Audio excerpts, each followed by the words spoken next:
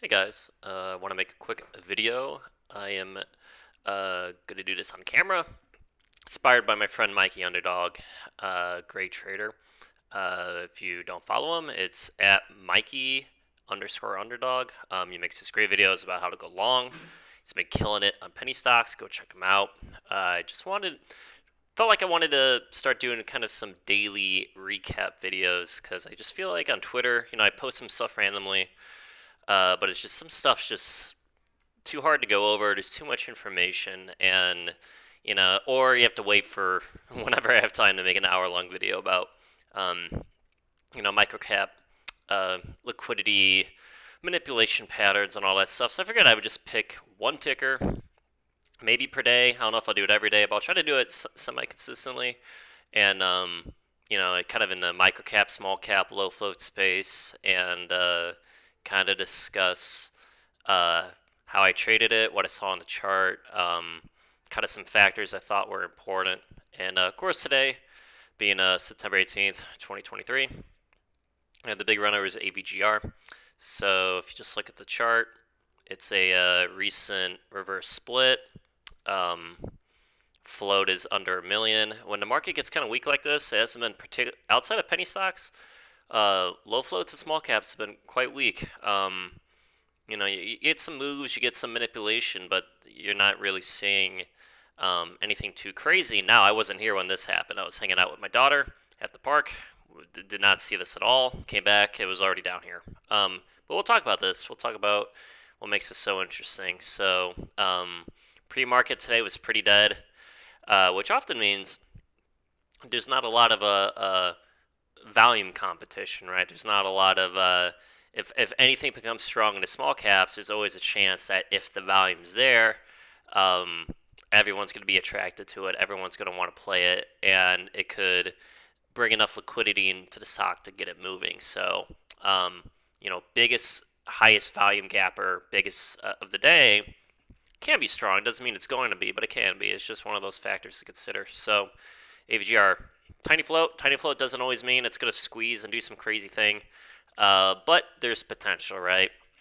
Especially on this type of play. So what makes AVGR really, really interesting is this is a classic HC Wainwright manipulated bullshit stock. You know what I mean? This is like classic.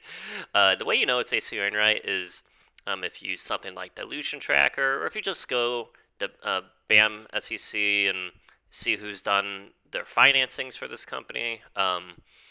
Who's done the offerings, who has the warrants, all that stuff. You'll find out very quick that what investment bank is involved in kind of moving the stock, manipulating the stock. And this is classic AC Wainwright manipulated crap. So what do we get? We get a pop right before market open, which is actually usually pretty weak. I would actually usually be pretty bearish on these little pops right at 9:25. I would usually be quite bearish on something like that. But at market open, I always like to look at the volume, right? Like, what type of volume are you going to be getting at market open? Because oftentimes on tiny floats, if something's going to be manipulated, if there's going to be chart painting, especially if there's going to be multiple short squeezes, or in this type of market, kind of like one, because this is really not the type of market to have like squeeze after squeeze after squeeze after squeeze. The volume needs to be there, and it also needs to be very consistent. So what do we get? We get, 550K, 550K, 700,000. Very consistent, good volume on a $7 stock, on a stock that has a 700,000 share float. So people talk about float rotation. Sometimes people oversimplify it. Float's rotating, it's strong. Uh, there's a lot of factors that go into how you want to read a chart, how you want to read liquidity, the types of traps to be used, whether it's short in the morning or long in the morning, short later. But float rotation in the right context can be very bullish. So, uh, what do we get? We get big consistent volume, and when I see that, I almost never hit high day clearouts in most situations. There's some exceptions, but I'm not. I actually almost never just instantly short into a high day. Like, oh, it's gonna fake breakout at high day and slam back down. I almost never do that. When the volume's high and consistent, when this is the only runner on the day, when the volume's, big as scapper, HC Wainwright, recent reverse split, I'm not going to do it. And I'm also not going to do it on this candle, 935 here. So I was actually watching this and I was like, well, they did one big push, they did a second big push, and now they're going to go for the third big push. I was like, should I short? There's kind of like a little painted level on a $7 right here. I'm like, should I short above the $7 in case they want to fake out longs and pull it? I decided not to do it. And it initially seemed like it was working. I was like, I'm not going to short this candle. And then it instantly has 4 red candles that break 6.5. But I'm looking at moving averages, right? I'm looking at, a lot of manipulation is based on whatever algo they're using to manipulate the stock. It is often some like lower trend line or moving averages, some type of level they're going to look to defend, right? I noticed the 1 minute 50/5 minute 9 held super clean in the pre-market. I was like, well, let me see, maybe they'll want to swipe the 6.5 stop losses on the longs and bring it back down to the MA. So I say, I'm watching 6.5, and then I'm just seeing instant, like, there's so much selling here, and then the tape just flips, and it just starts going straight up, and I'm just, like, putting the factors together in my head. I'm like, shorts are just going to want to get in on the high, they clear out. This has big, consistent volume. This is HC Wainwright, tiny float bullshit. I'm like, there's actually a good chance that this just might be a long. Like, this just, also, big factor, the high day right here, 7.47, right below 7.5. They love the paint under like whole dollars and half dollars. You see this a lot. You'll see a stock push like 1.99 and have a huge pullback, like a massive pullback on big volume. This seems super weak. 30 minutes later, it's squeezed into 2.2, 2.4. You know what I mean? They like to abuse psychological levels that they know people are going to load up on their stop losses. So I was like, ooh, they pulled it right under $0.50. Like there could be shorts loading up all at the same area, right? These guys know where your stops are, man. Even if you don't put in a hard stop, they know what your stops are. They know what people are thinking. They know what people are going to do, So I decided not to short this, and I'm definitely not shorting down here, man. If you're going to short this, you're shorting this candle or this candle, right? And you're not getting a, bad average, 10% away from high day, because this is how you get squeezed, right? So I see the bounce. It breaks through 7, instant rejection. So it broke through 7 here, rejected. Broke through 7 here, rejected. I'm like, ooh, they might be painting the $7 resistance, right? Like they want to make $7 look really weak, right? Every time on the tape, you get a big volume break through 7, gets slammed back down. That's just classic manip, right? And what happens? It comes down to the same MA, soaks. $7 break right here, little bullish, little flat top. A lot of longs who are going to think there's going to be big continuation. And I actually longed this. On when this popped. I longed into the pullback, so I was longing in the 6.7, and I was actually just risking under the MA. So I was actually long all the way here. Problem is with my manipulated longs, I have a way less success rate than my manipulated shorts. I tend to not wait long enough. So really, I'm always thinking like, oh, this is just going to pull back and squeeze. Almost never happens. But anyways, I was long, had my risk. Faked out 7 again, and when this pulled back the VWAP, I was like, if they push 7 again, then like that would be the 4th time they're pushing 7. Like then they'll probably squeeze it. Like you could fake the $7 resistance so many times, but eventually the next time that one of the next times they push it, it's probably going to squeeze. And look what happens. They squeeze here, they up-halt through that painted 7.5 level from before. And because so many shorts are risking that level, and because this up-halt happens so quickly, when it unhalts, there's still a bunch of shorts trying to get out of the position. So it gaps up and then pushes again. So my long wasn't very big size, but I sold a little bit into the up-halt, because you never know what they're going to do out of the up-halt. But then I sold most of it into the 8s. So I was like, perfect. Like up-halts that break right at higher day or even a little bit above it tend to gap up, tend to be pretty strong. That doesn't mean it's gonna continue, especially in this type of market. But it can happen. So I sold it. It pulls back. Usually when it cracks to 1 minute 9, I just get out of my long because I don't know how to hold out on my long, so I just tend to get out. And then what do we get? My fake 5-minute flag pattern, guys, right? You get the short squeeze into the long trap. That's how that usually, especially when liquidity is kind of limited, that's usually how it works, right? You go after short liquidity, then you go after long liquidity, right? So just like in that video I covered, like I say, pay attention to the 5-minute 9, 1-minute 50. The more aggressive the initiation, the better. So when I saw this, and I'm like, if this breaks through 8, it's an instant short. You instantly short this the moment it breaks through 8. Breaks through 8, they fake uphalted. There was an uphalt at 837. They faked it. Uphalt moved higher to like 8.6s, 8.7. It broke into the 8.4s, and then they just started slamming the bid. The buyers left. If you record your tape, you could see this whole move. This candle, this candle, this candle, this candle. You can see the whole move. This is the short. This is like where the short is. Study this tape, understand the manipulation, understand the trap. Shorts got squeezed, time to trap the longs. I actually tried shorting when the bid was in the 8.2s, but I got executed at 8.07. But as soon as I saw this candle pull back, I'm like, that's a short. I was like the odds of this coming back up in this type of market are not very high. So what happens? Comes down, cracks VWAP, cover a little bit. 1 minute 200. I always cover some of the 1 minute 200. But a video I really want to make is of this structure. This structure is really interesting. This midday structure, right? Because this is a great example of how to think about liquidity, especially in a weaker market. But even in a strong market, this type of pattern works. So whenever you're like looking at a chart midday, first of all, understand midday patterns take longer to form. You have to wait for often like 1, 2 hours, sometimes even longer of structure, right? Because that morning volatility is gone. You want to see that structure, right? And what I notice here is after the long trap happens, where I shorted, pretty much unless you got in here or here, right, all the shorts are below these lower highs. So these lower highs start about 7.7, 7.68, right?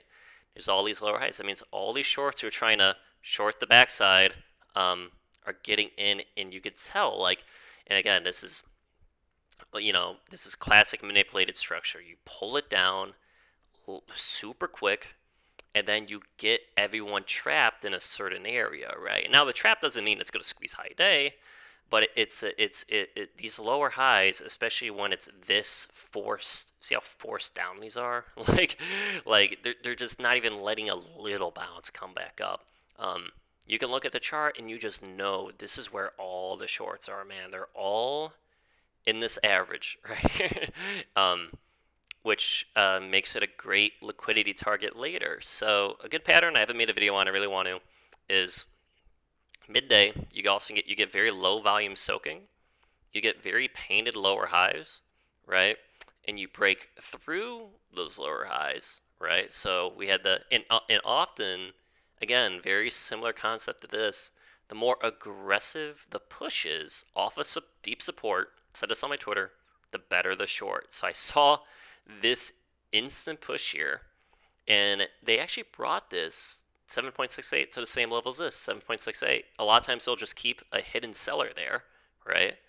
And I thought, well, maybe they're not going to let that hidden seller is not going to let the stock go through. So I actually added all my covers. I added half of them here in the high 7.4s, and then it pushed. I actually should have added here on this candle 133, because the entire thesis behind this short is I don't think it's going to go to high day. I don't think they have the liquidity to go through high day. These lower highs, very painted. People are going to have their stop losses there. Longs are going to want to buy the range breakout, because a lot of longs like to buy the breakout of the range before it continues higher. And there's just going to be a lot of buying liquidity for HC Wainwright in this case to sell more of their stock into. It's all a liquidity game, right? So I actually didn't short here. I saw the pullback, and then I shorted into seven. I shorted the rest of my covers that I covered down here and down here in the 7.5s. And then, as you notice, uh, the after the pullback, volume dries up. I love to see volume dry up after key liquidity zones have been broken through and fail, right? They spend another hour, this is what I call fake soak. This is where they soak off of key support levels like VWAP or $7 hold number, like 1 minute 200. They'll pick like MAs, they'll pick VWAP, they'll pick, certain psychological levels. They'll pick trend lines that they know retail's going to pay attention to. They're going to make it seem like, oh, this lower trend line's holding, this hold number's holding, VWAP's holding, right? So, and all these shorts are thinking the same thing. Longs are trying to get in. They're trying to buy these. See, there's like, longs love to see like volume get really thin at support, and then big volume come in for the initiation, right? It doesn't go anywhere, right? Like they get in long because they think the rotation's coming, and it just doesn't go anywhere, right? Because they already did their liquidity move over here. So I love to see these fake initiations after key liquidity moves, right? It gives me confidence that, hey, these higher low, these higher lows are going to crack. And eventually, once the fake soak's done, that's why you get these nasty cracks, right? So on these stronger stocks, you often get, big move, pullback, second move, that doesn't break highs, then you get like what I call the real fade. That's what I call the real fade. This is a real fade. And yeah, nice little crack. I covered obviously some on this crack and covered the rest sub 6, and it was a sweet trade. And then this was just classic AC Wainwright bullshit. You know what I mean? I wasn't here for it, but 700k float, AC Wainwright, big squeeze.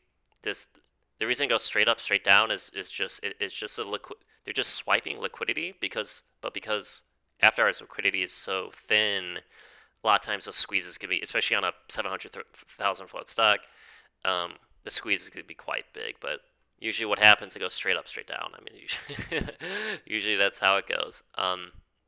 So yeah, I want to make a video. I thought this would be 10 minutes and ended up being 17.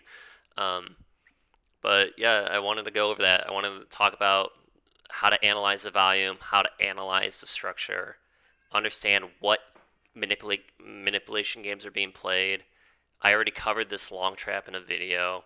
I'll cover this pattern, this painted backside clear out, where they swipe all the lower highs from all the shorts chasing, and then you get the real fade. That's the reason this fade happens is because the liquidity move's done, right? They spent 2.5 hours forming this structure.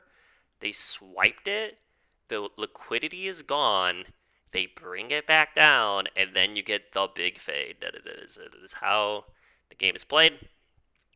You'll see this type of midday short structure many times. Midday shorts are amazing, but you have to wait for them. You have to wait for the midday short. A lot of shorts don't have good success records midday. It's because a lot of times you have to wait an hour, 2 hours, 3 hours. Like you have to wait for the levels. You have to wait for the paint. And most importantly, you have to see moves like this and like this. And you gotta think it's weak. You're like, a lot of shorts were like, well, I was waiting for 8.5 high day clear out, man. I thought they were gonna go for 8.5. Like, sometimes they do, but a lot of times, there just isn't enough liquidity. So you have to look left. You have to look at the lower highs, right? And you have to decide, what levels do I think they're gonna go for, and when those levels get broken, am I going to short it? And if I do, what I'm going to risk? You know what I mean? You have to have a plan. When I'm looking at these charts midday, a lot of times I'll just right click here, create an alert, and then my alert's there, and I'm like, I'm going to wait until my alert gets hit. When my alert gets hit, I'll come back and usually I put it a little lower. I'll put it at like 7.5 in this case, even though I know there's lower highs right here. That way I have some time to prepare. Now I'm not getting caught blindsided by the move, that type of thing. But yeah, I'll try to make some more of these videos in the future. Hopefully they're a little shorter than this one, but hope that one helps. Classic HC Wainwright bullshit. All right, have a good one, guys.